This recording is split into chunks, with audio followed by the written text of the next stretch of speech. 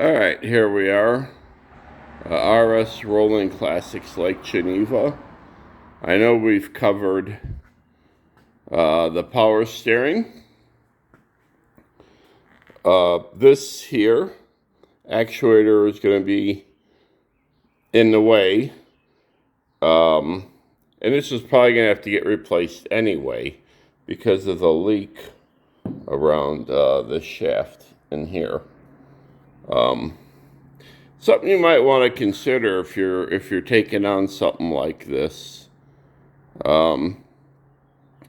because I tell you what, if I would have put the motor and the transmission, got everything running and driving, I would have had a leak and I would have had to take that thing out. So what do I gotta do? I gotta take all this stuff kind of back out. Why? Yeah. All right, let's show you why. So this one here, nice and clean, right? This goes in here, well, in there, you can imagine, and through the cross member. On the driver's side, I beat this thing to within an inch of its life. Look at all of that pitting. I mean, guys, I'm not kidding you. Heat, 3-foot breaker bar, just wailing on it. And the way to really beat these up pretty good is either put the nut up to where the tip of the shaft is so you don't ruin the bolt threads. This, even though it looks nasty, it's going to be fine. It's going to be fine. These things are huge. I don't know how they're showing up on camera.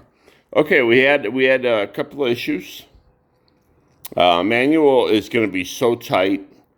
It's going to be like driving a brand new thing off the lot with manual steering. And like I said, had I put all this together, that power steering would have had to come back out because of all the leaks. Here's your problem. The shaft, the shaft. This is at the end of the steering wheel shaft. And it goes onto here. And boop, boop, boop, boop. It works, okay? Just trust me. I tried everything to make it work. You can see I kind of, No, the holes got all messed up. Even I mean, no. So what do I get? I do searches everywhere. And all I get is this column. It's got 9/16. This is smaller. So I had to find something that would go on the bottom of the drive shaft or steering wheel shaft that would accept this.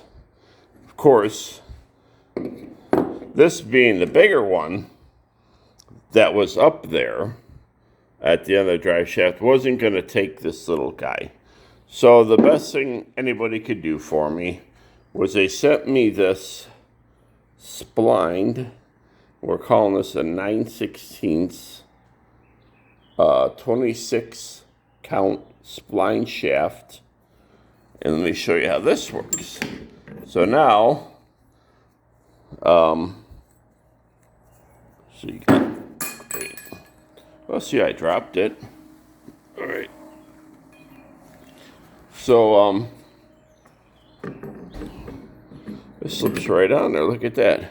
Then you do this, and I don't know if you can see this thing steering, but that's your steering. And you're like, well, I wanted one made and done. And all they could send me was this smooth shaft, 3/4 inch smooth shaft.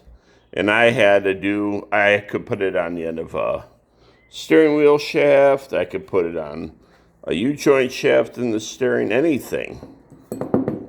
But they have, I put it on a piece of paper because I might not be saying it right. It's a rag joint coupler. and 9/16 26-inch spline. I'm going to show you. Yeah, and I made this. Yeah, nobody believes me. Well, actually, the way it looks, they're like, yeah, that looks like your work, Ryan. But believe me, it survived the drop test. Here's my old welder. So I grind a lot. I'm not the best welder. Hey, I don't know if everybody knows. A couple of years back, I went to the community college, and I took a course in welding just to be safe, and know what I was doing. Make sure I'm not welding frames and stuff. I'm just getting parts together. So when you put this in here, this has an Allen that comes down into contact, hits the flat part here, and then you can take this nut and lock it so it doesn't come back off. So a rag joint coupler. Oh, let me show you these too. So the bushings have to get replaced. There's something special about these bushings. The old ones, perfectly circular. You go right through them. And so what happens, you have to imagine this going through here and attaching to the frame. Okay, this is the cross member. It would sit in here for both sides. So after I got those out, these bushings are junk. They get soft.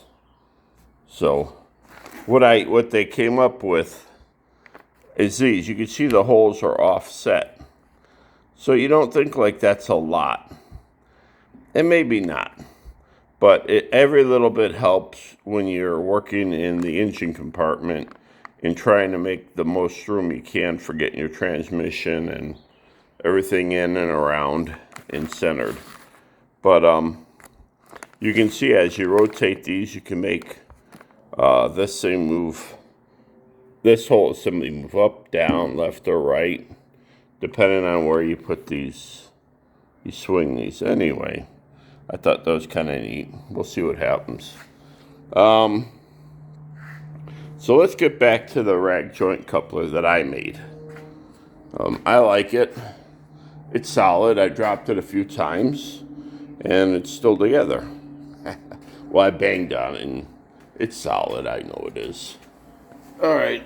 I got to get under here. Show you what a rag joint coupler is. All right. That goes to the top of your drive shaft. This is your rag joint coupler. So, I'm on. So we only got one hand. You want to give me a problem? All right. So there you go. This is my masterpiece.